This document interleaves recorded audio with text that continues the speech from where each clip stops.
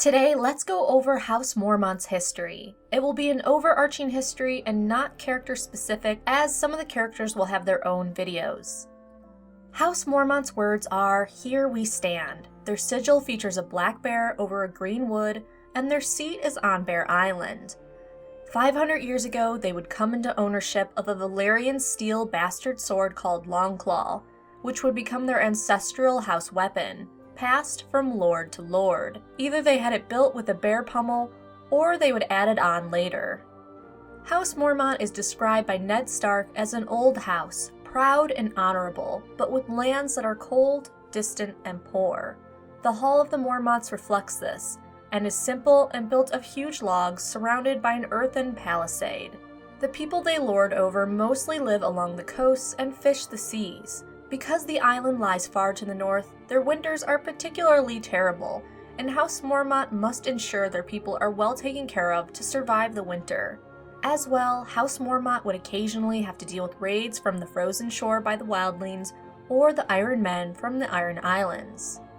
There is a carving on their gate that depicts a woman in bearskin, with a child in one arm suckling at her breasts and in the other holding a battle axe. A reminder that the women of Bear Island are she-bears, and must be prepared to defend their home while their men are off the coast fishing. True to that, House Mormont, as far as we know, would produce its own share of she-bears. If the Mormonts are to be believed, the Mormont women are actually skin changers, and their children are fathered by bears. Some of the Mormont women claim that when they are ready to find a mate, they simply turn into a bear and find one in the woods. Of course, it's important to note that the Mormonts didn't always rule Bear Island. Under the assumption they have the blood of the first men in them, their ancestors traveled from the Arm of Dorne up to the north and either settled somewhere in that region or made their way to Bear Island and settled down, which may have been dangerous considering the history of Bear Island and its ownership. From the time of the coming of the first men to shortly after the Andal invasion thousands of years later, Bear Island would see many rulers. For the most part, it would be a tug-of-war contest between the North and the Ironborn. At one point, Loran Greyjoy would take ownership of it, but after he died, King Roderick Stark would reclaim the island for the North. The stories claim Roderick Stark would win the island from the Ironborn in a wrestling match, but maesters believe it was probably wrestling with words and not actual physical wrestling. After claiming the island for the North, King Roderick would give it to House Mormont to rule. The exact reason for this is unknown. The Mormonts were obviously loyal to the Starks, and Roderick must have felt they could rule and hold the island the best. Or maybe he just really liked their house. The Mormonts would continue ruling the island all the way to modern Westeros time. The earliest ruler of Bear Island we have by name is Jeor Mormont, who would become the lord of the island after his father. Jeor would also be past Longclaw. Under Jeor Mormont's leadership, it is believed House Mormont fought at Ned Stark's side when their liege lord called his bannermen to fight Aerys II in Robert's Rebellion in 282 AC. An unknown amount of time after this war, Jeor would join the Night's Watch so that his son, Jorah Mormont, could become the ruler of Bear Island while in his prime. But shortly after taking over for his father, the Greyjoy Rebellion would occur in 289 AC. Once again, the Mormonts would answer the call of their liege lord and go to battle on the Stark side. The Mormonts, along with their men-at-arms, would head to the Iron Islands and fight. Roughly 4 years later, and about 5 years before the beginning of the books, in 293 AC, the current ruler of Bear Island, still Jorah Mormont, would attempt to swell the family coffers by selling some poachers to a Tyroshi slaver, a crime in the north which Ned Stark deemed punishable by death. Ned Stark traveled to the island, only to find that Jorah had fled to Essos to avoid justice.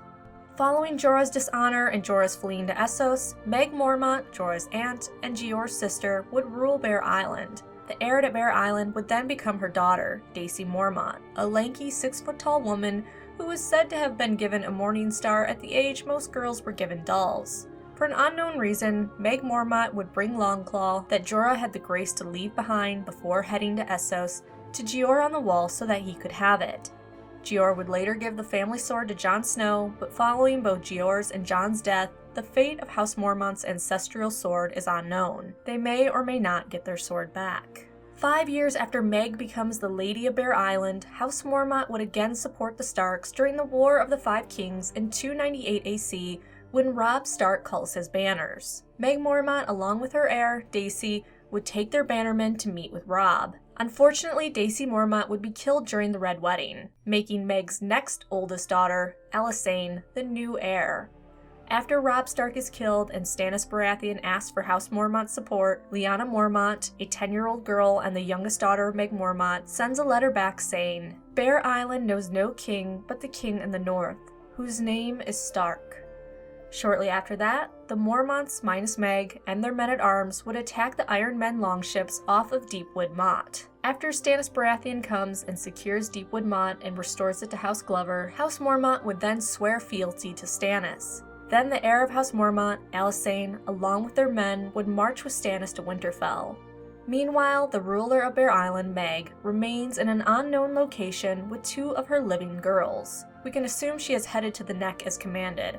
However, there are other theories that suggest she is elsewhere.